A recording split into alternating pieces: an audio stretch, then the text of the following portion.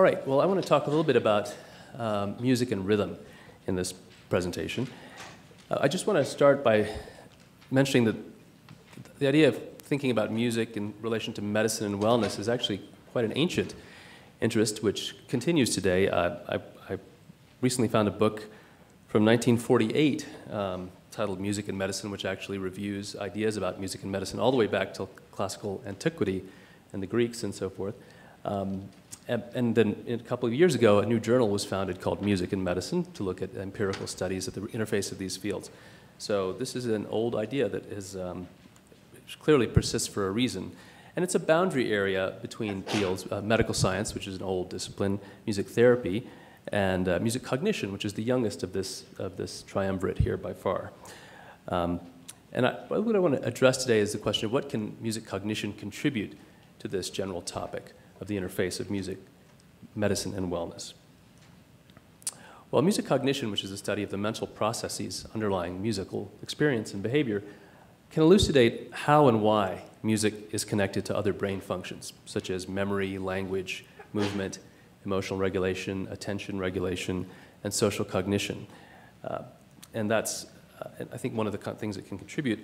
My own obsession has been the relationship between music and language. It's been the topic of a book that I've written, but other people in this audience who've worked in music have done deep work on music and memory, like Peter Giannata, who you just heard, music and movement, like Michael Tout, emotional regulation, like David Huron, who you'll hear from, and social cognition, and so forth. Today I want to illustrate this approach of looking for connections and asking how and why by focusing on rhythm. Now, the first thing one would have to say, if you wanted to look at musical rhythm and its connections to other aspects of brain function, is that musical rhythm has many aspects. It's not just one thing, it's many things, and those include, the perception of rhythm includes encoding basic event duration and intensity, being sensitive to how long and short and how loud and soft sounds are, detecting phrasing and sequences of notes, where one ends and the next begins, sensing relative duration patterns, and by that I mean being able to identify a pattern based on the sequence of durations independent of the absolute duration. So a simple example, you all know the shave and a haircut, 2 bits, not cliche, right? It's, and you can recognize that very easily. If I play that whole thing much slower, every single duration is different, but you recognize the pattern. You recognize the sequence of relative duration, sort of the ratios between them. So we are sensitive to those relationships. And finally, feeling a beat in music is very basic to music perception, when a beat is present in the music. And this often drives rhythmic movement. So one of the ideas that how this might be connected to other domains is that some of these are related to language processing. In particular, I would argue that the top 3 are also important for language processing. Not so much beat, because language doesn't have a regular beat, but these phrasing, duration patterns, and basic encoding seem to be important for language. And one can ask from a cognitive neuroscience perspective whether music and language share brain mechanisms for processing these things. And if they do, this could actually help explain a rather surprising finding that's coming out in the music cognition literature. And this is that there's growing evidence for a connection between rhythm and reading abilities in children. Things that don't seem to have any obvious relationship. What does musical rhythm have to do with linguistic reading? And yet, there's growing evidence there's some sort of connection. And for example, Laurel Traynor is here at the conference, has published, or has done one study that I chose because she's here and maybe she could comment on it later during the discussion. It tested normal 8-year-old children on rhythm discrimination tasks, non-linguistic rhythm and discrimination tasks with sequences of tones and reading abilities. And they found that performance on the rhythm task predicted reading performance. So how well you do on perceiving musical rhythms predicted how well you did on reading tests, even after accounting for age, parental education, and the number of hours children spent reading per week. And interestingly, the children's pitch discrimination skills did not predict reading. So it seems like there's something sort of specific going on. This is some data that she shared with me very kindly, showing a scatter plot of the relationship of scores on a reading test and a rhythm discrimination test. And these rhythmic patterns were not beat-based, so this was not about how well you sensed a beat in music, it was how well you could tell 2 temporal patterns apart based on the timing of the notes and so forth. Now, that's just one study. There are others, but it raises the interesting question of why would this be? Like I said, there's no obvious connection between musical rhythm in linguistic reading, especially if you're talking about rhythm for non-linguistic sounds? Well, learning to read involves segmenting a continuous flow of sound into perceptually distinct units. This is related to the idea of what linguists call phonological awareness, developing an awareness that words are made of individual sounds, phonemes or syllables, that you can extract and manipulate and move around, that there are these individual chunks in this stream. And all of these things that are part of musical rhythm, encoding basic event duration and intensity, detecting phrasing, and sensing relative duration patterns, are in some way related to the segmentation of sound streams. So this has led to the idea that there might be links between rhythm abilities and phonological awareness, and this is now being studied quite actively. This is a paper that just came out in Reading and Writing by Marianne Wolf at Tufts University and her colleagues, doing some empirical work looking at links between rhythm skills, music training, and phonological awareness in very young children. So this is first and second graders, and finding relationships between these things. And this has some interesting practical implications. So when a child has reading deficits, we want to do as much as we can to help that child. And of course, the most obvious thing to do is just to teach them more and more reading skills. But can you do other things that can enhance reading that might be alternative, that might be fun in different ways, that might access some of those circuits from different directions and have beneficial effects? And one question is, could early rhythmic training actually help weak readers? And this is a practical question that can be actually pursued clinically. And from a neuroscience perspective, though, I think that the gold question is, are there really neural connections between rhythm processing and reading? Can you find evidence that there's something in the brain that is involved in both of these things? Well, there's some very interesting work in this regard that I'd like to share with you. It comes from Dan Abrams and Nina Kraus and colleagues, published in the Journal of Neuroscience. And they discovered that EEG, or electroencephalographic activity, from the auditory cortex actually tracks the rhythm of speech, and that the right hemisphere activity is superior in this tracking. Now let me try and illustrate what I mean by this. Now what they're focusing on are the slow temporal fluctuations in the amplitude of speech. So if you have a person utter a sentence like "the young boy left home," and you take a sort of a picture with a computer of the loudness and softness of their voice as it increases and decreases over the course of the sentence, you get a little kind of squiggly line that looks like that, sort of hills and valleys. It gets louder, it gets softer, it gets louder, it gets softer. These fluctuations are known as the amplitude envelope, and they're very important to how we perceive and segment and understand speech. Now in this study, they played this exact sentence to 12-year-old children. They were just listening to this while they were recording their brain waves using EEG, and they extracted the brainwave signal, and they basically found that in the right hemisphere there was a component of that signal that actually rather nicely reflected the actual pattern of ups and downs in the amplitude of the signal, sort of tracking this envelope. And this tracking was actually significantly better in the right hemisphere, shown in the red line, than in the left hemisphere, shown in the blue line, which is sort of interesting because we often think of language as being a left-dominant, in terms of the brain, a left-dominant function, but here there's an aspect of language that's being better tracked by the right hemisphere than the left hemisphere. Okay, so there's something about rhythm here that seems to be reflected in the brain, at least the rhythm of speech. But the really interesting thing was they found that these neural measures of envelope processing predicted reading scores. So you could actually measure that squiggly line in terms of how well the brain was following the rhythm of speech and predict how well a child would do on a reading test.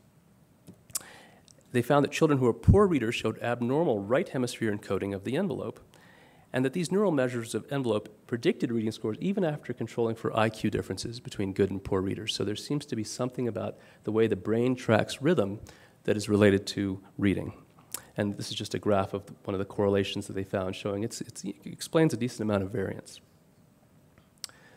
So this poor envelope encoding may be one factor influencing a phonological deficit. In other words, a poor ability to follow the rhythm of speech or the rhythm of auditory signals. Maybe one reason why children have some problems developing reading abilities, and this is an idea that's also being explored theoretically and empirically by Usha Goswami, who has a paper in Trends in Cognitive Sciences about this, if you'd like to pursue it. Of course, there are important open questions, and one key one, I think, for anybody doing experimental research is, does musical rhythm training really cause changes in the brain's processing of speech? This is the old issue of correlation versus causation. Just because you show a correlation between two things doesn't mean there's a causal relationship. The only way to address that is through randomized experimental studies. But if it's true that there is a causal relationship, can musical training actually help children with reading problems? And does music-based training actually offer any advantages over direct training of language abilities? These are challenging questions that I think need to be addressed head-on. And it's possible that the answer is yes, but we need to show that empirically. Okay, now I want to shift from possible connections between music and language in the domain of breathing, domain of rhythm, to issues of movement and how music drives motor behavior. And this has to do with feeling a beat in music, when music has a beat, when it's present. And one of the oldest and most common observations about how we respond to that kind of music all over the world is that it has a tendency to drive rhythmic movement. We tap our toes, we nod our head, we dance. And this is seen in every single culture of the world, according to ethnomusicologists. And music cognition can sort of address the underlying question of why do we have this response? It's so common to us that it seems obvious and sort of trivial in some ways. And yet, when you start to think about it, why would pure sound cause us to want to move our bodies in a rhythmic way? You know, why don't we move rhythmically when we watch movies? Why is it only when we listen to music with a beat we have this response? So I want to unpack this ability from a kind of cognitive science perspective and tell you about some of the research we've done looking at it from the standpoint of comparing how we perceive it to how other animals perceive it. So we're talking about the capacity to sense a beat and move to it with simple movements, so tapping, clapping, and bobbing, and so forth. Now, this is something that just develops spontaneously in humans, usually by 4 or 5 years of age, and it's seen in every human culture, as far as we know. And it doesn't seem that mentally taxing. I mean, tapping your foot to music, bobbing your head to music, doesn't seem to take up a lot of your mental energy. I mean, there are laws about how you shouldn't be using your cell phone in the car, but there's no laws that you shouldn't be, bobbing your head to music in the car. Otherwise, a lot of people would be arrested. And also, in some sense, it's just such a simple behavior. It doesn't seem that rich from a basic observational standpoint, but I think that's a mistaken impression. But one view of why music with rhythm is connected to movement is that beat is somehow biologically simple. And there's an argument that rhythm is everywhere in biology. All of our bodies are filled with rhythms. There's the rhythm of breathing, there's the rhythm of heartbeat. Our brains are full of all kinds of oscillations and rhythms. And so one idea is that rhythms naturally like to link up to each other. So if you hear something rhythmic, it makes sense that you'd want to move rhythmically. And Darwin himself had this sort of implicit belief that rhythm was sort of a widespread sensibility. And he wrote in The Descent of Man, where in a section on music and the evolution of music, that the perception, if not the enjoyment, of musical cadences, by which he meant melody, and rhythm is probably common to all animals, and no doubt depends on the common physiological nature of their nervous systems. So he's saying that this is just a fundamental thing about how the brain works. And that's one way of thinking about it. But there's another view that's emerging based on neuroscience research, that the beat, this thing that seems sort of simple and obvious to us, is actually cognitively complex, engages a distinct brain network, may have evolved for social bonding reasons, and is not possible for most species of animals. And that's what I want to explore now. So let me illustrate some things about the cognitive complexity of beat, since it seems simple in some ways. And I'm going to use this acronym BPS, beat perception and synchronization, that is, feeling a beat and synchronizing to it. One hint that there's something complex going on here is that beat perception is hierarchical. Now, what do I mean by that? Well, if I play this clip of music to you and ask you to tap along, some of you would, well, let me just play it. We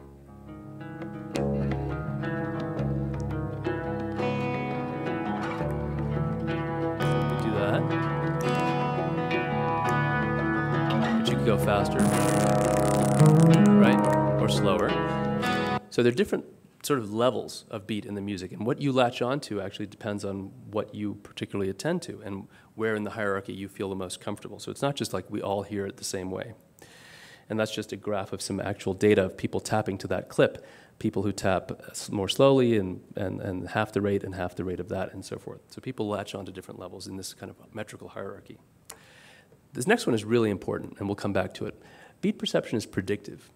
When you tap to a beat, and you can see this even with a metronome, you don't even need to play music to people. And this is schematized here by these vertical lines. Imagine those are the ticks of a metronome. What people do when they tap is shown by the red dots. The little black balls are exactly beneath those lines. Now, what people do is they tap slightly ahead of the metronome or right on the ticks of the metronome. They don't react and tap after the metronome. So they have actually a model of the time in their head that they're synchronizing with. They're anticipating each successive beat.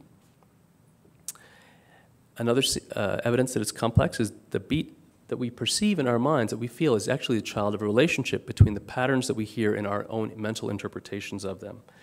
So, for example, the simplest example of this is the old tick-tock phenomenon. If you have a wristwatch that actually objectively makes the same sound as it ticks, we often hear it as going tick-tock, tick-tock. And then sometimes, if you listen carefully, it'll flip. The accent will change from going tick-tock, tick-tock to tick-tock, tick-tock, tick-tock. The sound is the same, but the way you interpret it has changed. So your mind is sort of constructing the beat in relationship to the stimulus. And finally, one of the clues that there's something sort of rich and interesting going on here is that, we can perceive rhythm with different senses. You can get rhythms from flashes of light, you can get it from sound, you can get it from being tapped on your skin, and yet this ability to feel a beat and synchronize to it seems to be biased toward the auditory system.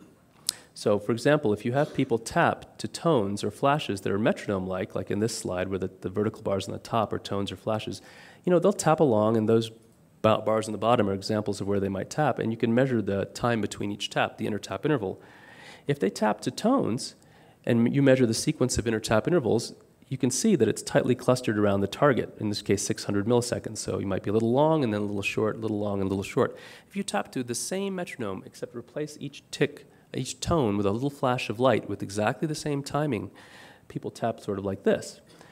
They don't tap so accurately. They get way too long, then they get a little too short, and then too long, and they drift even longer. They don't seem to get that same sense of a strong beat that they can latch onto, even though it's the same timing information. But it's coming through the eye instead of the ear.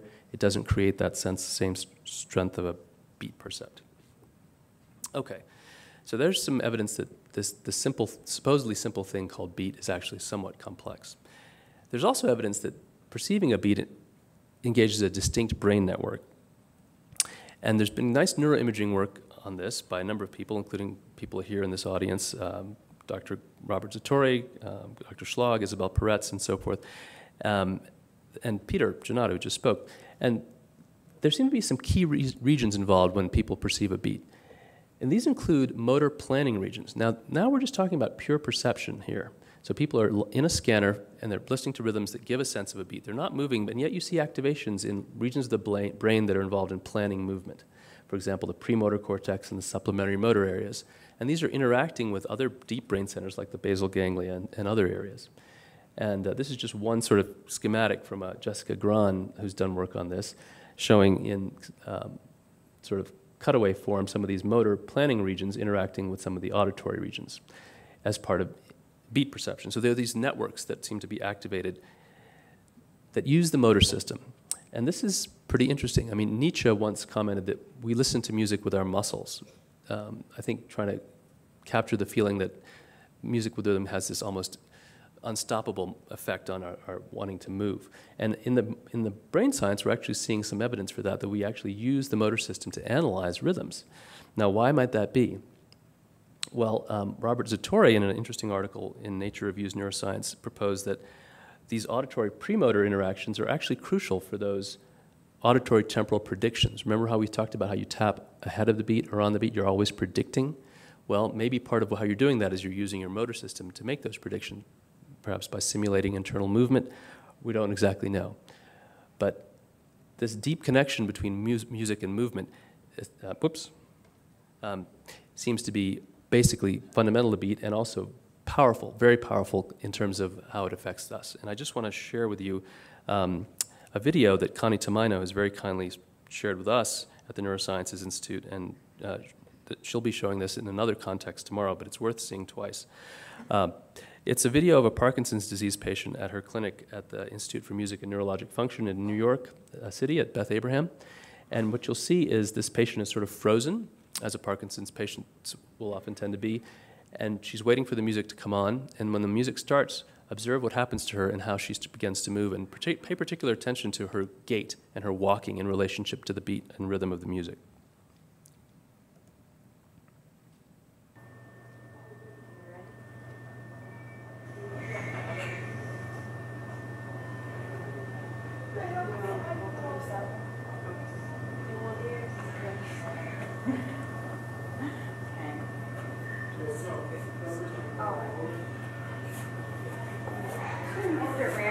start probably facing the other way. Let's do it.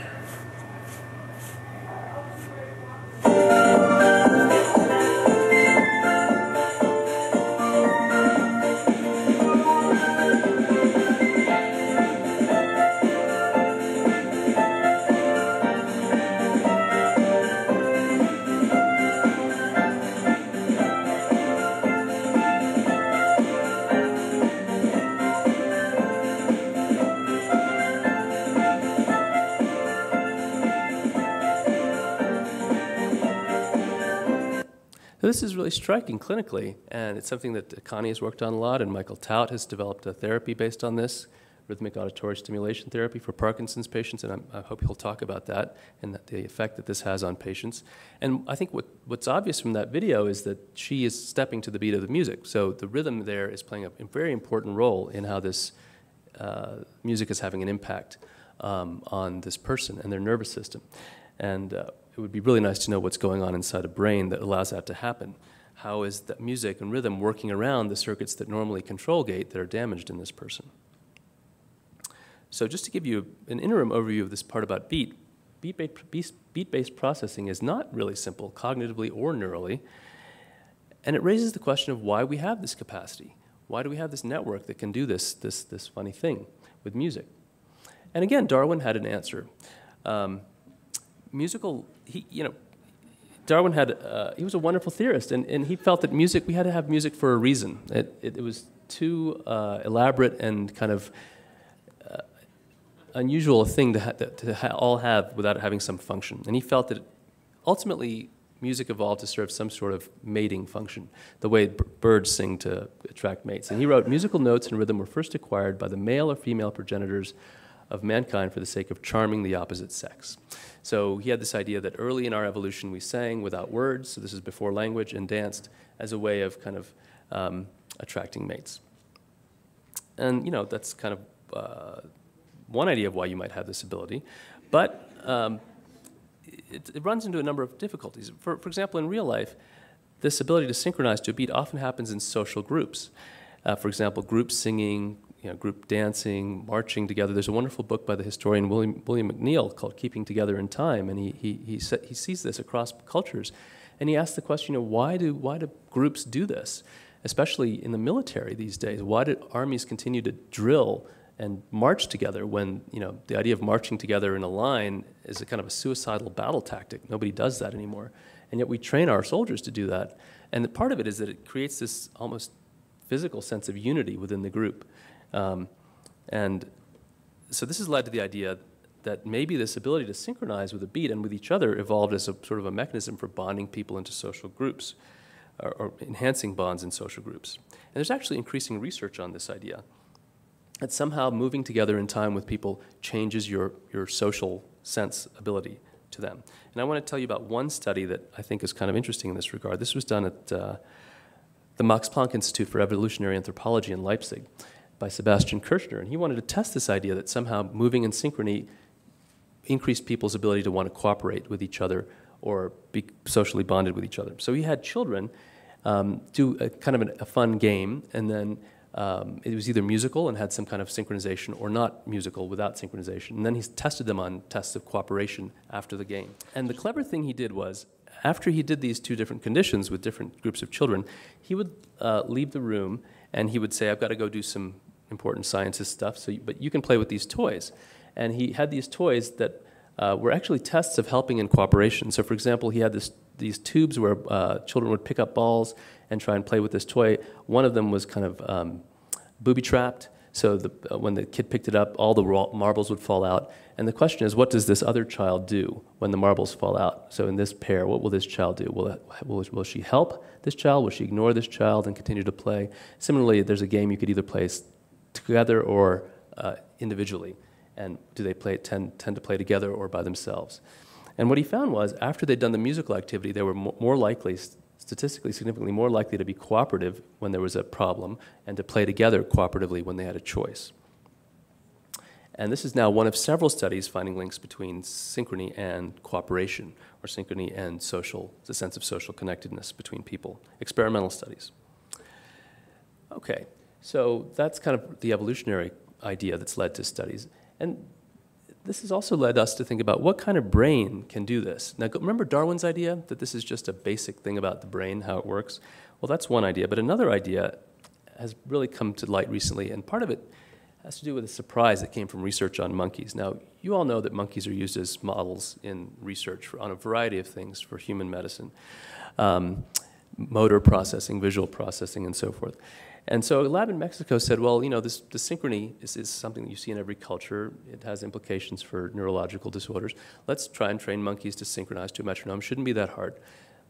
Monkey labs routinely train monkeys to do extremely weird, complicated motor things in the lab that they would never do in the wild, using a joystick to control a cursor and all these sort of things. And they do fine. They learn these things. And so they tried to train a rhesus monkey to do this.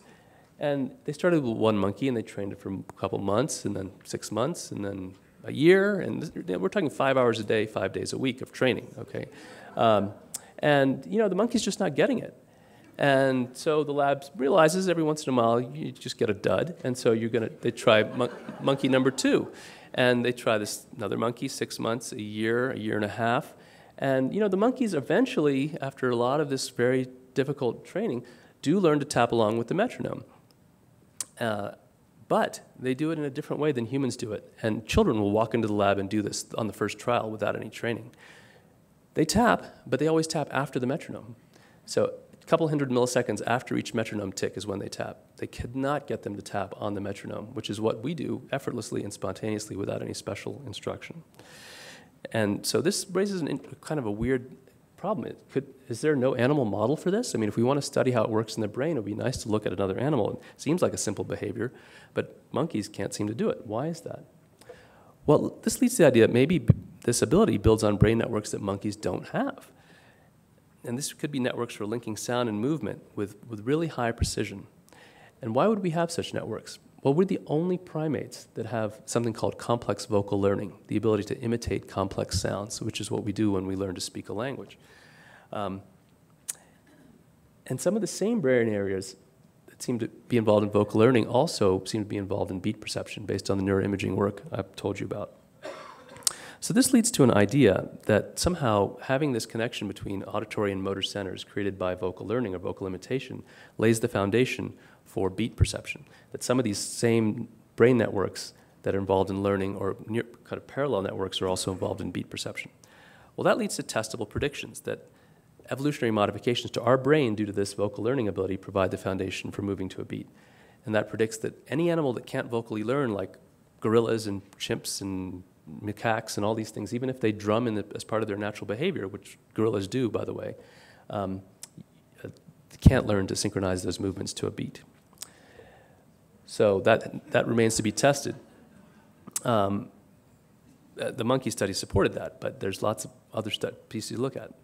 When I published this idea as a hypothesis, I never thought I'd get to test it.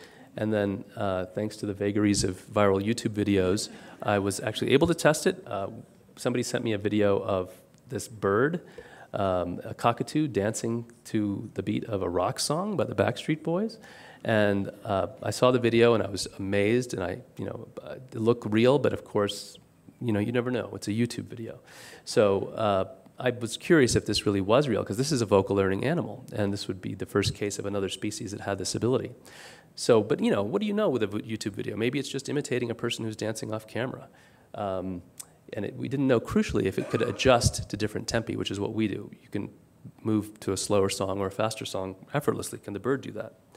So we collaborated with the owner of the bird and did a controlled experiment. And she was kind enough to let us do this with the bird. And so we take the song that he danced to, we slowed it down and sped it up to several different tempos, 20% slower to faster than the song, and we made sure nobody was dancing off camera, and we did quantitative blinded analysis of the video. So you can't just watch videos and say, yeah, that bird really looks good to me, it really looks on. You have to do statistics and measure the timing of the movements and show that it's a real phenomenon.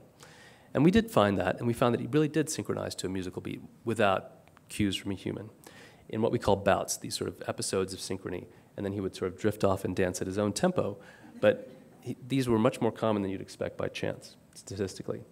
The editors of the journal that we published in just fell in love with this bird.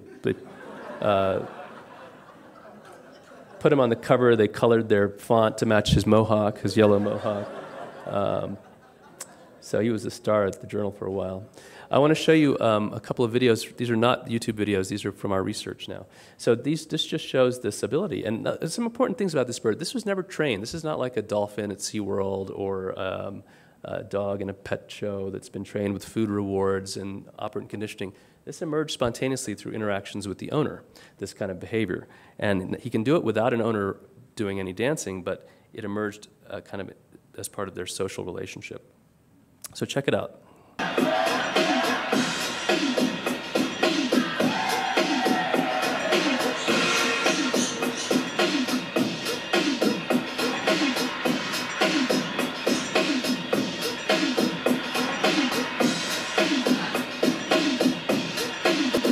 Okay, so that was a bit slower than the original song. And then I'm showing you this clip. This is the fastest that he, this is 20% faster. And remember, he's never heard this before. We haven't been rehearsing with him. And this is too fast for him. It's actually a little too fast. But at the end, he figures out a solution to the problem, how he's going to keep up. And it's really quite remarkable. Take a look.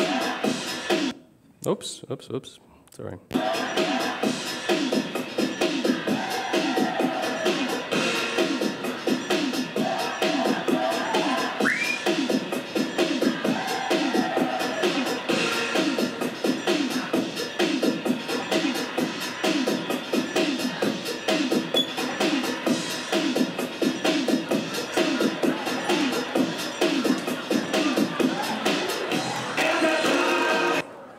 So, you know, he basically begins to move metrically. He moves at 2 levels at the same time, side to side and up and down. And so, I mean, it blew our mind. And he's, you know, nobody's off camera doing that. He's doing that. And, you know, so this really did look a lot to us like beat perception and synchronization. And we've continued to push this and see, you know, what the further parallels are. And so far, we're just finding more and more parallels. So, you know, dancing to human music is very variable. We'll move in different parts of our bodies. We can come up with new moves. And we thought, okay, well, maybe this is just a kind of a stereotype thing. So we had an undergraduate who was a dance and cognitive science major analyze a bunch of his videos while he danced to new songs and come up with kind of a choreographic list of moves. And we thought, okay, he's got 2 or 3, but there were 13 different dance moves he has. And he seems to pull them out whenever he wants to. And you know, again, never trained with a food reward, he's not rewarded at all for this behavior other than social contact with his owner, which is what he seems to care about. So it's remarkable and suggests that actually what's going on in that parrot brain, because they're vocal learners, may actually have some relationship to what's going on in our brain when we move to a beat. So maybe there is an animal model of this. Of course, this is a problem with when you study one animal. Is this some kind of a freakish, weird bird? Dina Schachner at Harvard looked at across YouTube for other cases of this. She found it in 14 more species. All were vocal learners. They were almost all parrots, and these were males and females.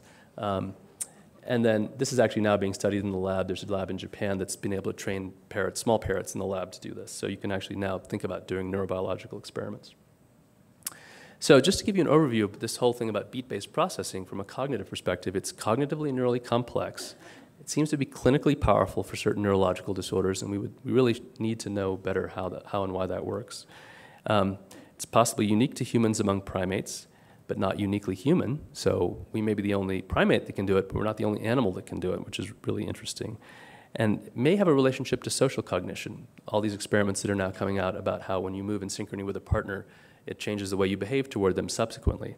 And it makes me wonder if this might be a way of actually reaching and helping people with social cognitive deficits, like autistic people who often have very strong responses to music, even though they don't like to communicate necessarily through language with people. Can you still build a bond with them and reach them emotionally through synchrony and social connection through synchrony and music?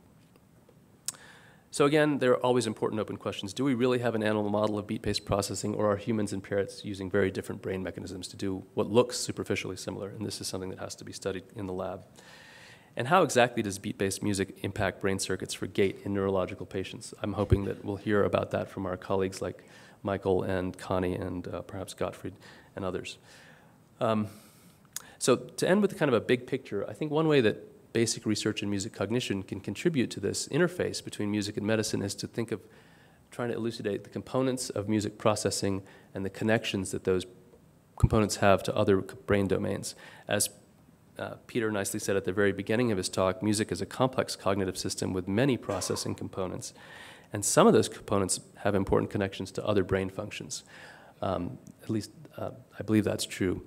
And I think the research is helping support that.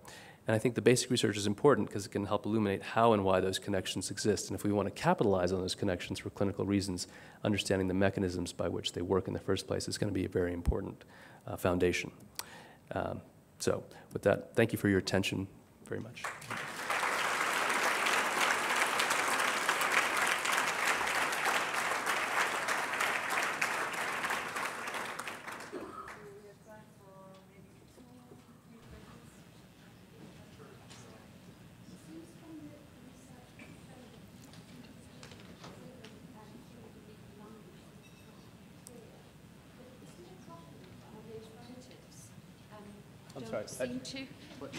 It seems to me to be a problem that our nearest relatives, the great apes, aren't showing that kind of pattern.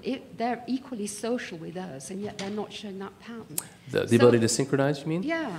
Well, so it's not a problem for the social hypothesis of movement. Yeah. Well, if you believe that this ability builds on several capacities, one of them perhaps is the social desire to bond, but if the other is the vocal learning, then if you don't have that, then you can't do it. It's sort of like three legs of a stool. If any of them is missing, the stool won't stand.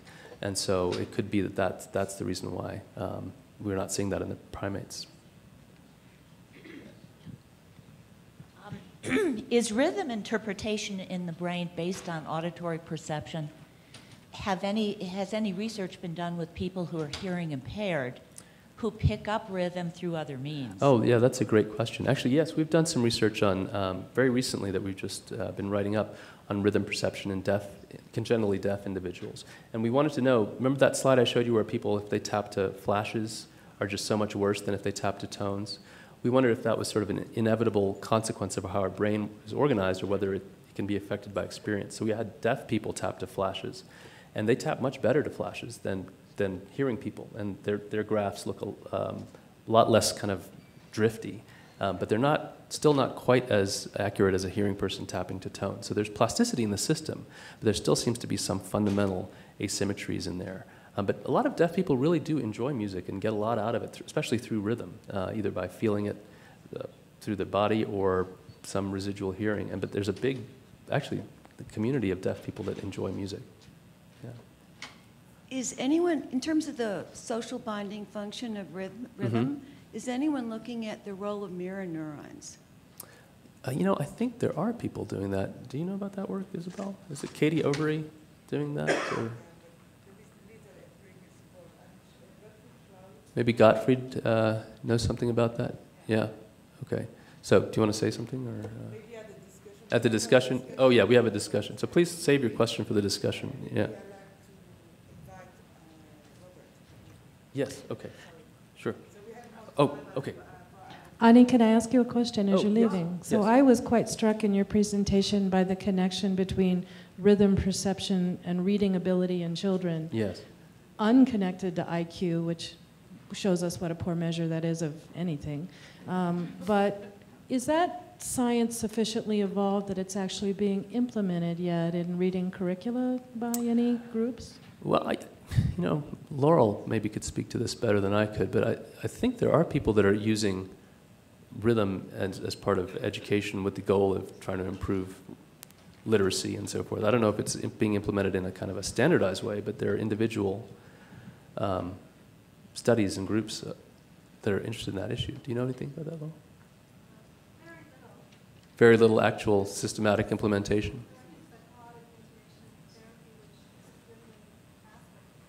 Right.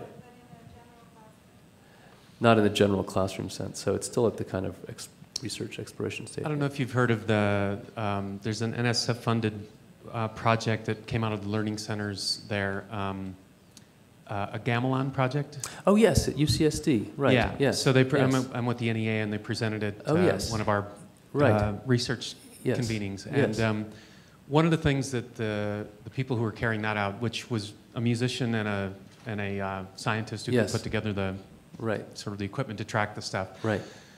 But one of the things that they found, and they weren't necessarily looking or expecting necessarily this outcome, but they started to track, they think, and this is where they want to push it forward, an improved ability, a causative ability in kids with learning disabilities and reading.